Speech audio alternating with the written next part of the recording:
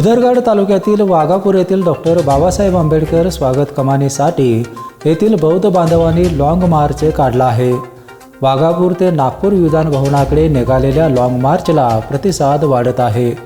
Doctor Babasaheb Ambedkar स्वागत कमानीला विरोध आणि सामाजिक बहिष्काराच्या विरोधात वाघापूरकर नागपूरच्या दिशेने रवाना झाले आहेत। कोल्हापूर जिल्ह्यातील आंबेडकरवादी समाज पक्ष संघटना या आंदोलनात सहभागी झाले आहेत।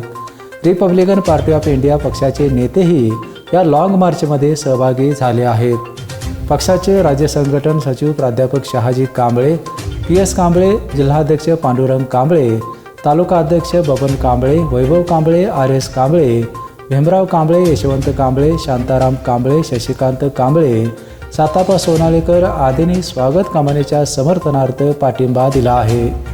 पेपेंसाठी कोल्हापूरहून विजय यशपुत्र।